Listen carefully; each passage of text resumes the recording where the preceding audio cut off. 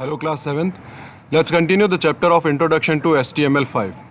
In last class we learned how to design HTML, how to view the HTML way and paragraph tag. Today we learn the different tags. Let's start. Today's first tag is line break tag. Line break element space split the line and display the text on the new line. It works like the enter key on a keyboard. Line break element की जो होता है वो line को एक line से break करके दूसरे लाइन में न्यू लाइन के अंदर शो करता है और ये एक एंटर की तरह वर्क करता है। The line break can be introduced in an HTML document with the help of BR tag.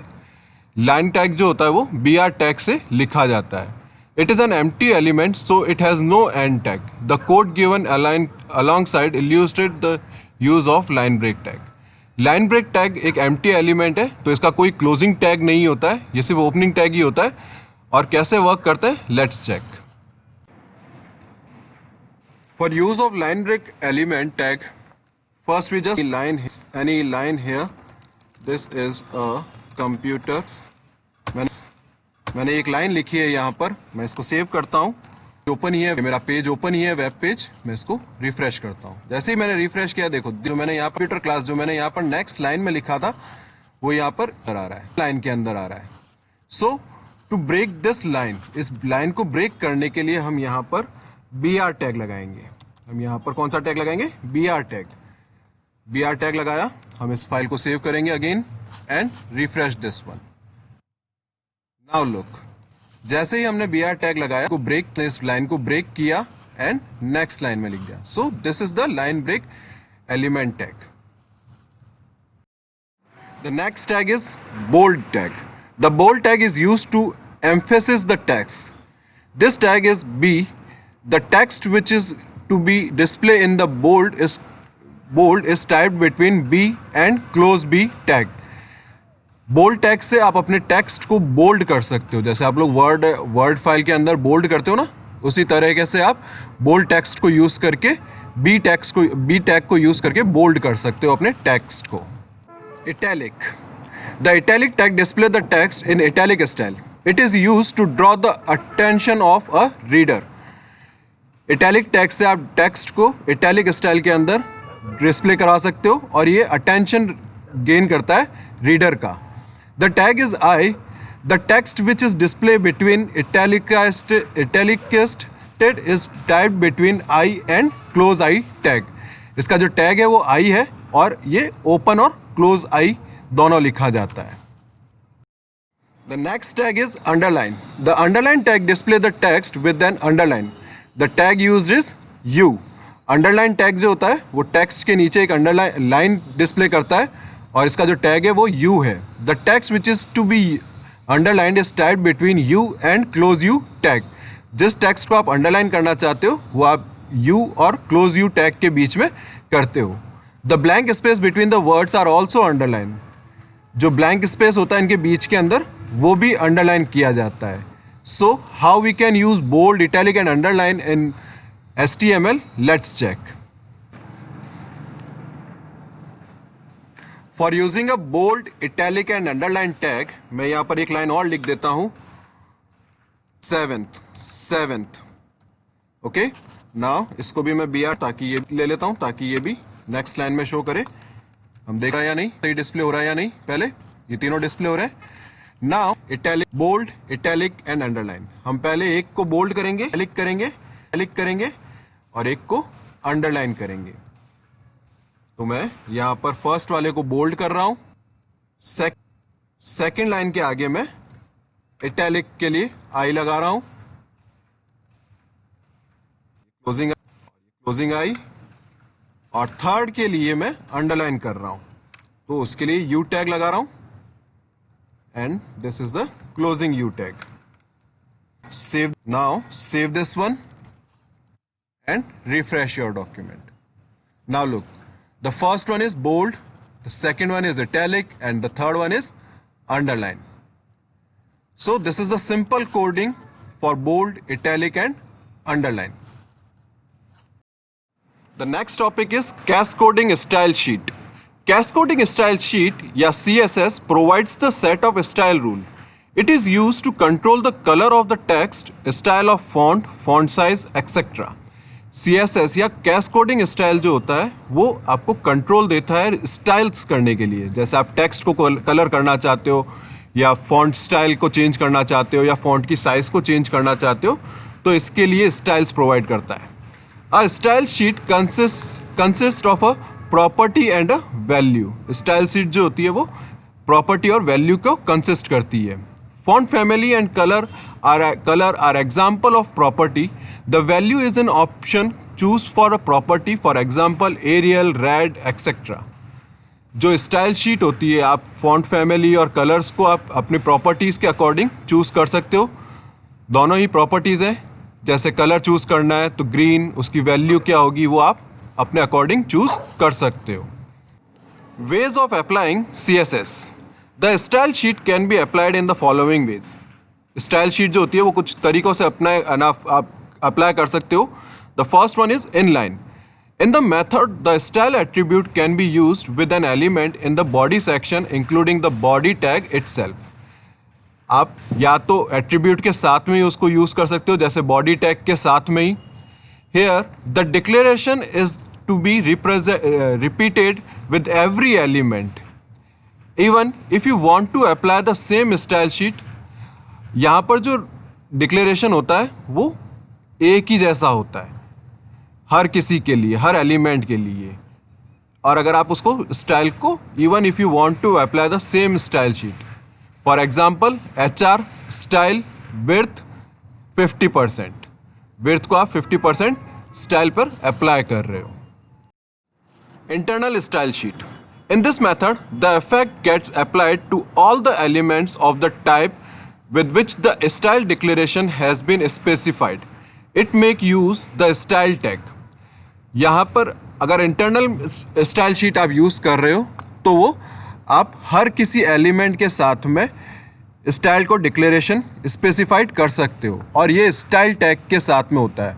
जैसे यहाँ पर ये कोड दे रखा है HTML हेड स्टाइल, फिर उसका HR, देन हाइट कितनी रहेगी, बैकग्राउंड कलर क्या रहेगा, फिर स्टाइल को क्लोज करना और फिर बॉडी पार्ट लिखना। तो ये तो है internal style sheet. External style sheet. In this method the style rules are written separately in one file. The file is saved with the extension .css. Therefore, two files are created, one containing the style sheet and the other containing the HTML code. अगर आप कोई बाहर से styles ले रहे हो तो उसके लिए आपको दो अलग अलग फाइल बनानी पड़ेगी। पहली फाइल के अंदर तो आपको सारे स्टाइल्स लिखने पड़ेंगे, कौन से किस जगह पर कौन सा स्टाइल यूज़ होगा, और उसको .css एक्सटेंशन के साथ सेव करना पड़ेगा। और दूसरी फाइल जिसमें आपका HTML कोड होगा। तो दो तरह के स्टाइल्स हैं, इंटरनल स्टाइल शीट है और एक्सटर्नल स्टाइल शीट है। Font element. The font element enables you to change the colour, font size and alignment of the text on a web page. The size, color and face attribute are used with the font element. Font elements के through आप font का colour, उसकी size, उसका alignment और उसका style web page पर change कर सकते हो। इसके साथ में साइज, कलर और फेस एट्रीब्यूट यूज़ किया जाता है। Size. The size attribute is represented as font size equals to फिर जो भी आपको वैल्यू देनी है। The valid value range from 1 to 7 and by default the size is 3. Size के लिए जो एट्रीब्यूट है उसके लिए आपको फॉन्ट, फिर साइज़ और फिर उसकी वैल्यू 1 to 7 तक की वैल्यू लिख सकते हो, और जो बाय डिफ़ॉल्ट जो वैल्यू आपको शो होती है वो होती है 3। उसका एक एग्जांपल भी दे रखा है यहाँ पे नीचे, हम इसको बाद में करके देखते हैं, दूसरे एलिमेंट्स भी चेक कर लेते हैं, फिर एक साथ ही सब करके देखेंगे। The second one is color. The color attribute changes the color of the text that will appear on the screen. It specifies the font size, color in RRGGBB, red, green, blue, number or with color name. The color is applied only to the text surrounding by the font tag. Color attribute से आप color change कर सकते हो text का जो screen पर appear होगा, और या तो आप RRGGBB के इंटरनल दे सकते हो या फिर आप कलर का नेम लिख सकते हो डायरेक्टली, अगर आपको कलर का नाम पता है तो। और ये सिर्फ उसी के ऊपर अप्लाई होगा जो आप फॉन्ट टैग के बीच में लिखोगे। The last one is face. The face attribute set the typeface or font style that will be used to display the text on the screen, provided the typeface is already installed on the user's machine. Face से आप अपने text का style change कर सकते हो, किस तरह का टेक्स्ट आपको शो करेगा, बट ये वही टेक्स्ट अप्लाई करेगा जो आपके कंप्यूटर सिस्टम पे ऑलरेडी इंसर्टेड है। इसका जो है उसके लिए फेस, और फिर आपको जो भी लिखना है जैसे Times New Roman, Arial, Lucida Sans. Okay, so let's check how these all three are work. For using a font, first we write here font size equals to, यहां पर हम दे देते हैं 7 जो सबसे बड़ी साइज है, और यहां पर हम सबसे लास्ट में इस फॉन्ट को क्लोज कर देते हैं, क्लोज फॉन्ट। सेकंड वाले में हम ले लेते हैं फॉन्ट के कलर के लिए, font colour equals to green, और यहां पर भी हम फॉन्ट को क्लोज कर देते हैं। एंड द लास्ट वन के अंदर हम ले लेते हैं फॉन्ट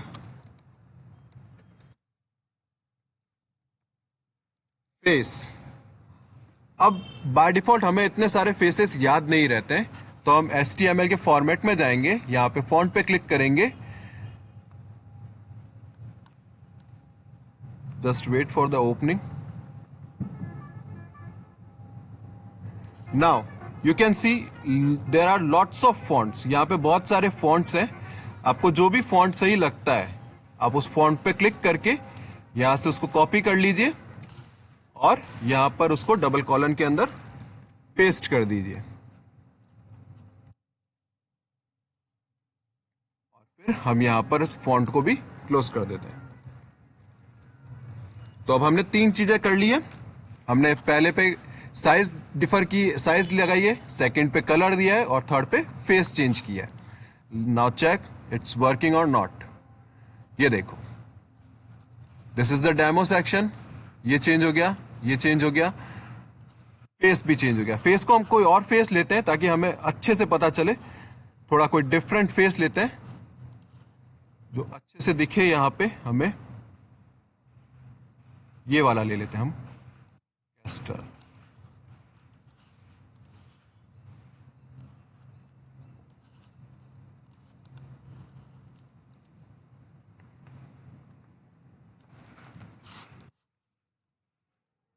ये देखिए फेस भी चेंज हो गया, जैसा यहां पे फेस दिख रहा है वहां यहां पे भी वैसा ही सेम फेस यहां पर भी आ गया।